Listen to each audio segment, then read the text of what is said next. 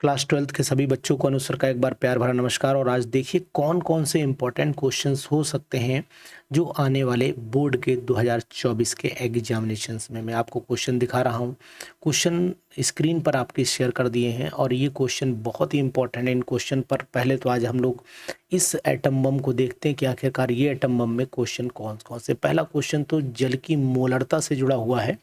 इस क्वेश्चन को जरूर पढ़ लीजिएगा और इसका आंसर भी आपको मैं कैलकुलेशन कराऊंगा। फिलहाल जल की मोलरता जब हम लोग निकालते हैं, शुद्ध जल की मोलरता जब हम लोग निकालते हैं तो 55.5 आती है। तो इसी बात का ध्यान दीजिएगा, आंसर को चेक कर लीजिए, यानी ठीक है ना। विशिष्ट चालकता की इकाई क्या होती है, इस क्वेश्चन पर भी फोकस करिएगा। आज केवल मैं क्वेश्चंस बताऊंगा, इसके बाद इसके आंसर अगर आपको जानना है तो टेलीग्राम ग्रुप रसायन पाठशाला को ज्वाइन कर लीजिए। उसमें मैं इसकी पीडीएफ भी डाल दूंगा, इसके आंसर भी डाल दूंगा। तो अगर सभी को आंसर्स चाहिए हैं तो फिर आंसर में के लिए आप टेलीग्राम ग्रुप ज्वाइन करिए। ये अधिकतम संख्या में यौगिक बनाने वाली उत्कृष्ट गैस कौन सी है, यहाँ ना कि ये पी ब्लॉक का क्वेश्चन बनता है, लेकिन आप ये मान के चलिए कि ये कॉमन क्वेश्चन भी आ जा रहा है। तो फिलहाल अभी इस पे इम्पोर्टेंट नहीं लगाते हैं, इम्पोर्टेंट अगले पेज पर जा जाते हैं। ये बात ध्यान दीजिएगा कि ये क्वेश्चन रंगीन आयनों के निर्माण की निम्न उपस्थिति के कारण होता है। आपको पता होना चाहिए कि अनपेड इलेक्ट्रॉन के कारण होता है। आंसर मैं बताऊंगा, यहाँ पर मैं केवल आपसे डायरेक्ट बात कर रहा हूँ।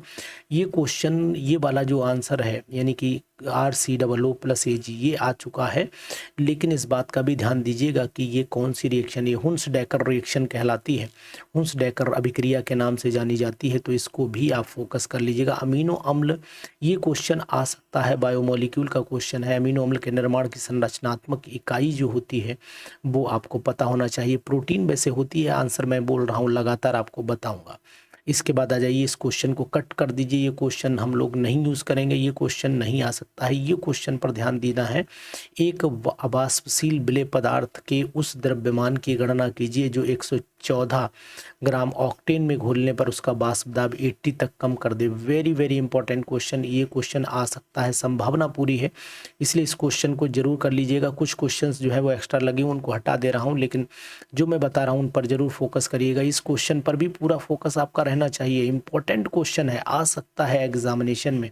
इस पर मैं यूपी यहाँ पर लिख देता हूँ, यूपी बोर्ड एग्जाम यहाँ पर मैं लिखे दे रहा हूँ। 2024 में ये एग्जाम में आ सकता है, टपक सकता है क्वेश्चन, तो ध्यान दीजिएगा, बहुत ही इंपॉर्टेंट क्वेश्चन है। इसके बाद कोलरेश लॉ को भी इंपॉर्टेंट मानिए कि कोलरेश लॉ भी बहुत ही इंपॉर्टेंट है, या ये भी पढ़ करके जाइएगा, आ सकता है क्वेश्चन इसके ऊपर भी, है ना। H2SO4 आप ये, इसको आपको नहीं पढ़ना है, जिस पर मैं कट लगा रहा हूँ इसको आपको नहीं पढ़ना। ये PDF आपको मिलेगी टेलीग्राम ग्रुप पर।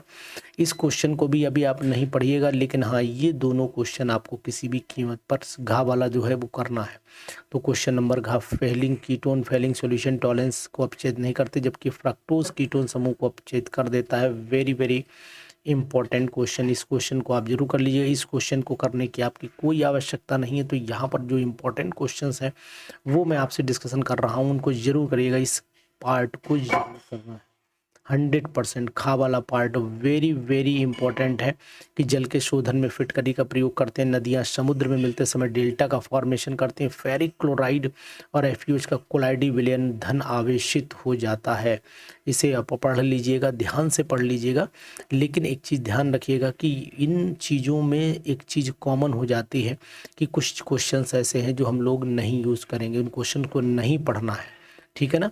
तो इम्पोर्टेंट तो है, लेकिन इसके पॉइंट ऑफ व्यू से अगर हम लोग देखते हैं तो ये क्वेश्चन अभी आप ना करिए, इस क्वेश्चन पर ध्यान दीजिएगा।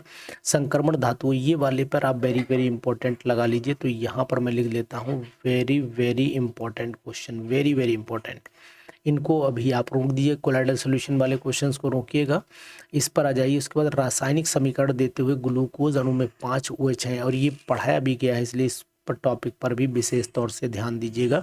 इस क्वेश्चन को करना है, आपको छोड़ना नहीं, किसी भी कीमत पर नहीं छोड़ना है।